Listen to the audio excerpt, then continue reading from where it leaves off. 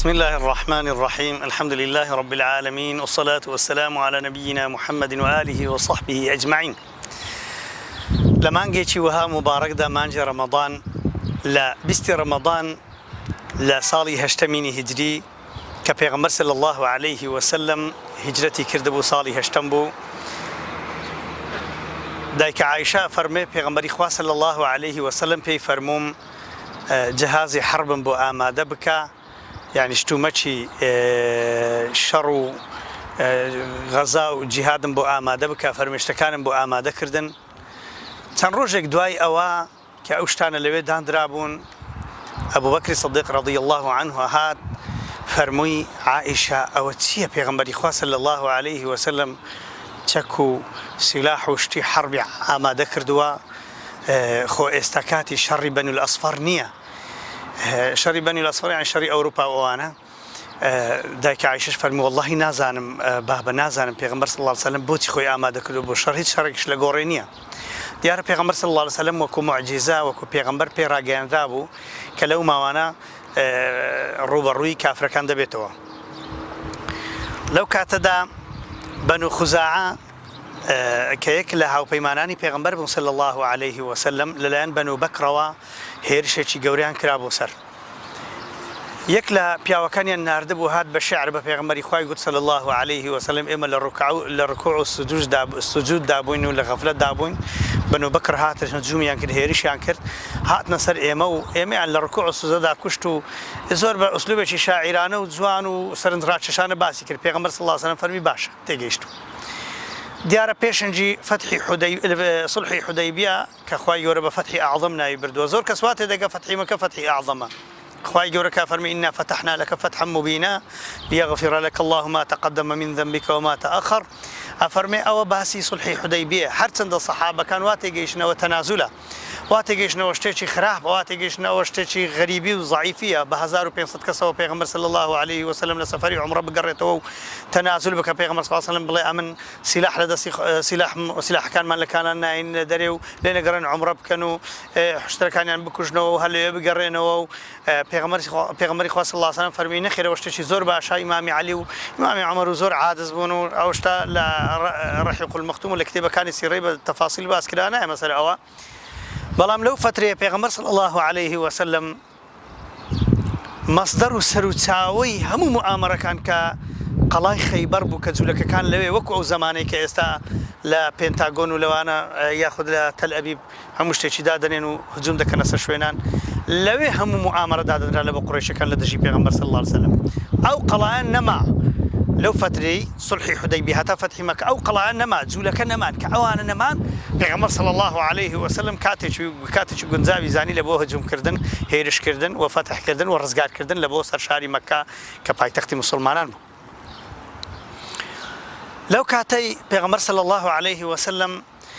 فرموي جيشي گەورە ئامادەکەن هەرچی صحابين يانزاني مسألتها حتى حضرة أبو بكر داك عائشة كان نزيكترين كسي پیغمبر صلى الله عليه وسلم نهان دزاني پیغمبر صلى الله عليه وسلم بتمايتيا 10,000 جندي 10,000 عسكر 10,000 مجاهدي آماده کرد أو 10,000 جندي هموي بسلاحه وحاضر بو و سري للغاية يعني بنهينيش زور عزاي پیغمبر عليه الصلاة والسلام أو شيء كرد يكس نيد زاني ديارة صلح حال وشاوة أبو سفيان هات مدينة قرأ سورة هيك قصة اللي قالنا كده كاس معلوماتي نبو سومالي رملي كسي أبو سفيان ككسي أبو سفيان بخيزاني بيغمبري صلى الله عليه وسلم دانش حتى رملة أو بري بيغمبر لسدانش صلى الله عليه وسلم لبني هنا دري فرمي باباتو نيجي نكرو مشركي بابا بيغمبر صلى الله عليه وسلم خاوينا نبي لسر شو دانش هم نيجي لسر ذكر هم لسر دانش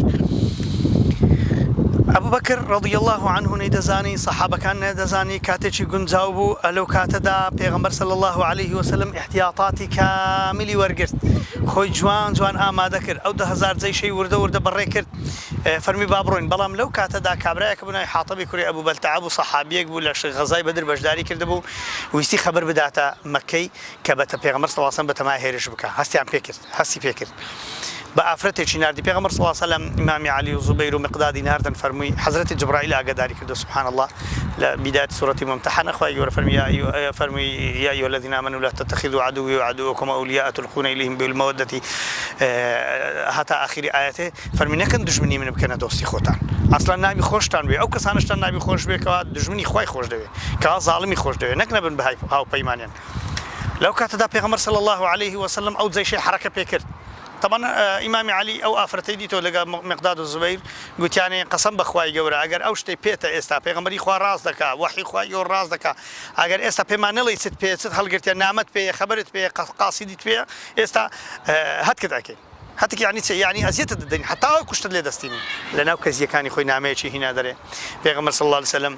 کە گەیشتنەوە مەدینێ بە پێغەمبەری خوان پیشاندا عليه الصلاة والسلام ئەو نامەیە لێ نووسرا بوو لە حاتەبی کوڕی ئەبوو بەلتەعە بۆ ئەبوو سوفیانی کوڕی حرب و سەرانی قوڕیش محەممەدی پێغەمبەر صلی الله عليه وسلم بەتەمایە هێرشتان بکەتە سەری ئاگاداری خۆتان بن خۆتان ئامادە بکەن پێغەمبەر فەرمی صلی الله عليه وسلم حاتب ئەتو نیفاقت کردیە کافر بووی بەڕات بە دینی نەمالۆ ئەویشت کرد فەرمی یا رسول الله صلی الله عليه وسلم هەموو ئەوانەی هیجرەتیان کردیە لە بۆ مەکەی لە بۆ مەدینەی لە مەکەی هەموو خزم و کەسیان لێ ماوە چاوی لە منداڵەکانمیان خوا ئەزانی ئەمن ژن و منداڵم لێ ماوەتەوە یەک کەس نییە نانێشان بداتێ لە برسان دەمرن تووشی هەموو شتێک دێن وتم لە مقابل ئەوە بەشکم نانێشی بدەن ئەو منداڵانم لە برسان نەمرن ئیمامی عومەر فەرمی نافەق یا رسول الله والله نیفاقی کە لێ گەڕی با سەری ببڕم پێغەمبەر فەرمی صلی الله عليه وسلم عومەر ئەو ئەصحابی بەدرە خوای گەورە فەرمیتی ئیفعلوا ما شئتم هەرچی دەکەن خوای گەورە لە هەموو گوناحەکانتان خۆش بووە پێغەمبەر صلی الله عليه وسلم عفوی کرد و خوای گەورەش عفوی کرد پێغەمبەر عەلەیهی سەڵات وسەلام بەخۆ بەو 10,000 جەیشە ڕۆیشتن نێزیک بوون هەتاوەکو 22 کیلۆمەتر مابوو بگەنە مەکە لە بارزایەکانی دەورەی مەکە لە شیمالی مەکە فەرمووی هەر یەکەتان ئاگرێکی هەڵکەنەوە 10,000 ئاگر شەوی هەڵکرا ئیمامی عەباس ئیمامی پێغەمبەری صلی الله عليه وسلم کە مسلمان بوو بەڵام لە مەکەی مابەوە بەدزی وەکو جاسوسێک لەو پێغەمبەری خوا صلی الله عليه وسلم یان وەکو خەبەردەرێک لە بۆ پێغەمبەر صلی الله عليه وسلم وەکو خزمەتکاریش پێغەمبەر صلی الله عليه وسلم کە مامیشی بوو کە ئێمەش خزمەتکاری ئەوین ئەویش خزمەتکاری دینی خوای گەورە بوو فەرمووی ئەبوو سوفیان وا سەباحا قوڕیش وەرە زانی چ خەوماوە وەرە تەماشێکی دەرێکا گوتی الله ئەبوو سوفیان گوتی تا ئێستا ئەوەندە ئاگرم نەبینی هۆ چییە فەرمی ئەوە محەممەدە واللهی هاتووە هەجومان دەکات سەری پێش ئەوەی بهێ ئیهانەمان بکە وەرە با بچین مسلمان بە بچین هودنەیەکی لەگە شتێکی لەگەڵ بکەین ئەبوو سوفیان لەگەر عباس ئیمامی پێغەمبەر صلی الله عليه وسلم شوی خۆی گیاندە پێغەمبەر صلی الله عليه وسلم ئیمامی عباس هاتە خزمەت پێغەمبەری صلی الله عليه وسلم پێغەمبەر صلی الله عليه وسلم فەرمی ئەگەر عباس ئیمامی منتان دیت ئەوە جەماعەتی مێیە مسلمانە بەس من لێم هێشتۆ لەوەی خەبەر و شتمان پێ بدا مخابراتی ئێمە بێ ئەفەرمێ هەسپی لە پێغەمبەری وەرگرت صلی الله عليه وسلم لەوەی بچی ئەبوو سوفیانی بینی چونکە هەر کەسێک ئەبوو سوفیانی دیت با دەیان کوشت سواری ئەسپی پێغەمبەری صلی الله عليه وسلم لە پشتە خۆی سوار کرد عبایەکی بەسەردا بردی خزمەت پێغەمبەری صلی الله عليه وسلم لە ئەبوو سوفیان پێغەمبەر صلی الله عليه وسلم فەرمی ئەبوو سوفیان ئەلەم یەئنی للذین آمنوا أن تخشع قلوبهم لذکر الله کاتی وە نەهاتەوە ئەبوو سوفیان ئیمان بێنی یان بە لەفزێکی کە پێی فەرموو ئەبوو سوفیان گوتی والله دەزانم خوددا تاکوتەنیایە تی ئەبوو سوفیان کاتی وەش نەهاتی اعتراف کەم پێغەمبەری خوا مەگوتی وەڵای لەوەی شتێکم هەیە ئیمامی عومەر فەرمی وەڵای ئەگە شمشێرێکی لەسەری دەمەوەشی لە مێشتی نامینی فەرمووی نەخێر ئەبوو سوفیان لەبەرچی باوەڕت بە من یەکەم پێغەمبەری خوا مەولای ڕۆن کردەوە ئەبوو سوفیان گوتی ئەشهەدو ئەن لا إله إلا الله وأنك رسول الله ئیمامی عەباس فەرمی یا رسول الله ئەبوو سوفیان حەزی لە ناز و گۆز و فەخر و شانازی و ئەوانەیە پلەیەکی پێ بدە مادام بۆ مسلمان فەرمی من دخل دار ئەبی سوفیانە فقد آمن فەرمووی فهو آمن هەر کەسێک بچیتە ماڵی ئەبوو سوفیانی ئامینە تەواو سبحان الله ئێستا دژمنی سەرۆکی کافران بوو دژمنی مسلمانان بوو خياركم في الجاهلية خياركم في الإسلام ئێستا بۆ سەرۆکی مسلمانان زارێکی دیکە بۆ سەرۆکێک لە ناو مسلمانان بەڵێ لە غەزای قادسیەش چاوێکی پەڕی کۆرە بوو چاوێکی کۆرە بوو شەهید بوو لە پێناو خوای گەورە چاوێکی پێغەمبەر صلی الله عليه وسلم داخلی مەکەی بوو بە یەکجار لە شیمال و جنوب و ڕاست و چەپ و هەمووی تەنها خالدی کوڕی وەلید لە جیهەتی جنوبی لەگە عیکریمەی کوڕی ئەبوو جەهل کە قائیدێکی کافرەکان بوو بەرامبەریان ڕاوەستا 12 کەسیان لێکوژران لە کافرەکان 2 مسلمانی شەهید بوون خالد داخل بوو عیکریمەش ڕای کرد پێغەمبەر صلی الله عليه وسلم ئەمری کرد 9 کەسانە یەک لەوانە عیکریمە بوو خۆ بە دیواری کەعبەش هەڵواسن بیکوژن بیاکوژن لەو 9 کەسانە هەندێک بوونە مسلمان و هاتنەوە مسلمان بوون یەک لەوانە عیکریمە بۆ قائیدی مسلمانان و نەشکوژرا ئەوجا پێغەمبەر صلی الله عليه وسلم هات فرمي لا إله إلا الله وحده هذا داخل مكة مكرمة أو مكة كدريان كدوا بل إن الذي فرض عليك القرآن لرادك إلى معاد أو خدايك وقرآن لسر نازل كل بوسرته دجرته لو أو شنك اللي عند درك دي كحالاتي كبترسل لرزوا سطح اشتر هديه ولو أو كسيك بيغمري بديد باو عليه الصلاة والسلام هستوا بيغمري خواء بجوري دقرته كاتي خوي بكابراش يقولوا كاكليلي كعبان بدي بس مناوي نيش اللي بكم كوتي أو كليلة قد بحياتي خد صوتنا أي محمد پێغەمبەر فەرمی صلی الله علیه وسلم ڕۆژێک دەبینی ئەو کلیلە لە دەستی منە گوتی ئەگەر قوڕیش نەمابن فەرمی بەڵێ قوڕیش ماون و کاتی زۆریش بە قووەتن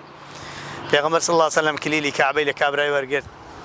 کابرا سەری لەبەر خۆی ناوە پێغەمبەر فەرمووی صلی الله علیه وسلم ئەو کلیلە لە دەستی ئێوە و عائیلەی وە دەمینی هەتا دنیا ماوە خالدا تالدا إلا ظالمك لێتان بستینی ئەگەر ناکەس لە ئێوە نییە لێتان بستینی هەر کەسێک لێتان بستنی ظالمە بزانە ئەگە پێغەمبەر صلی الله علیه وسلم لە جاه و خۆشەویستی دنیاە با و لۆ بە قووەتی بە کلیلی کعبەی شەرەفێکی زۆر گەورە بوو بیدا بە عەلی بیدا بە عومەری بیدا بە ئەبوبەکری بیدا بە بەنو عەبدولمەنافش بەڵام پێغەمبەر ئەوەی نەکرد صلی الله علیه وسلم علاقەی بەوەی دانی ئەوەی خوا ئەمری پێکردی ئەوەی تەطبیق دەکەوت چی لە لای خوای گەورە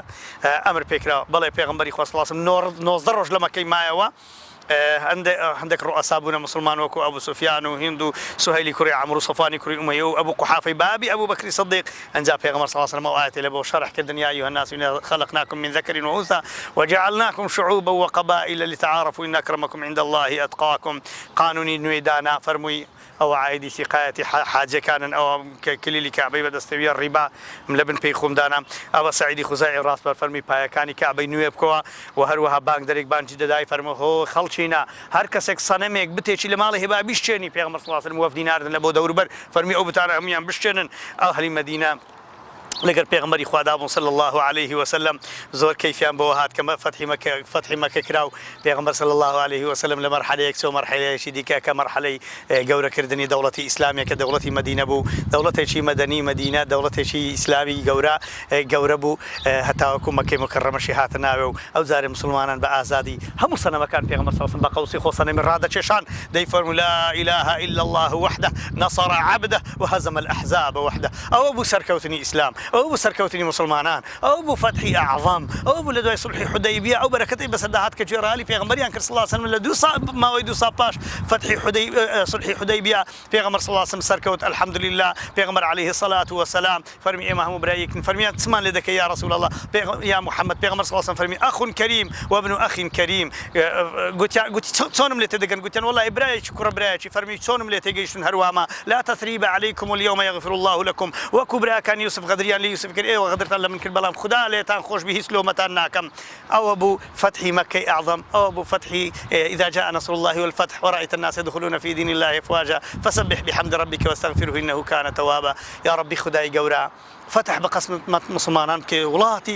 وڵاتی مسلمانان جارێکی کە حاکمێکی مسلمانمان لەو بنێری حکم بە قورئان بکە جێگرێکی پێغەمبەری خوا صلی الله عليه وسلم عادل بتوانێ حکمی ئەو دینە جوانە بکاتەوە و نوری قورئان هەڵکێ لە ناو دڵی هەموو قیادە و گەورەکانی ئەو دنیاە وەخوایە خاچی کافرانش فتح بکەی وەخوایە ئەوەی چاکە چاکتری بکەی ئەوەی خراپە چاچی بکەی ئەگەر لە علمی تودا هێز چاناوی لە ناوی ببەی و خدایە سەربەرز و سەرکەوتومان بکەی ئەو کەناڵە خۆشەویستە و هەموو کەناڵەکانی مسلمانان خوا سەرکەوتیان بکەی وصلی الله على سيدنا محمد والسلام عليكم ورحمة الله وبركاته.